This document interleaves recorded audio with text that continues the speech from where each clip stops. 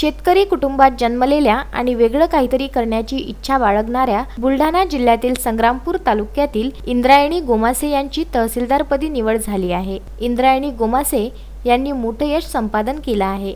नुकत्याच जाहीर झालेल्या महाराष्ट्र लोकसेवा आयोगाच्या परीक्षेत बुलढाणा जिल्ह्यातील संग्रामपूर तालुक्यातील तामगाव येथील लेक व सोनाळा येथील सून हिने परिस्थितीवर मात करीत कुमारी इंद्रायणी उत्तीर्ण होऊन तहसीलदार झाली आहे। इंद्रायणीचे माहेरचे आडनाव गोमासे असून वडील मुरलीधर गोमासे हे संग्रामपूर तालुक्यातील ग्राम तामगाव येथील रहिवासी असून अल्पभूधारक शेतकरी आहे। परिस्थितीवर मात करून तिने यश मिळविले आहे। इंद्रायणीने 11वी व 12वीचे शिक्षण वरवट बकालेतील कला वाणिज्य महाविद्यालयात घेतले, तर 2012 ते 2016 पर्यंत BSc चे शिक्षण जळगाव जामोद येथील सातपुडा कृषी विज्ञान केंद्र महाविद्यालयात घेतले।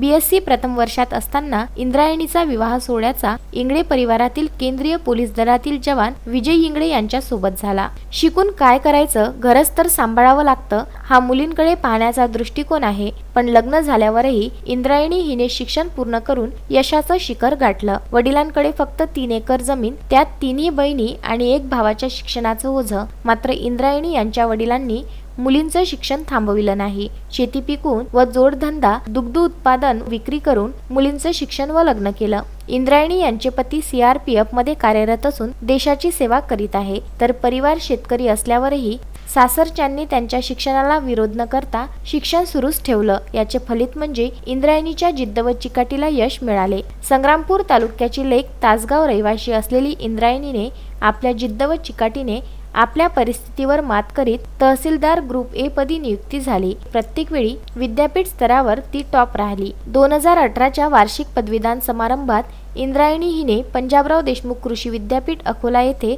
महाविद्यालयीन स्तर व आपल्या विषय श्रेणीतील प्रावीण्य प्राप्त करीत एकूण 10 पदके मिळविणारी विद्यापीठ स्तरावर एकमेव विद्यार्थिनी ठरली। इच्छाशक्ती व परिश्रम करण्याची जिद्द असली की सर्व शक्य आहे, हे इंद्रायणी यांनी आज दाखवून दिलं, अशी माहिती संग्रामपूर येथील मोहम्मद युसुफ यांनी दिली।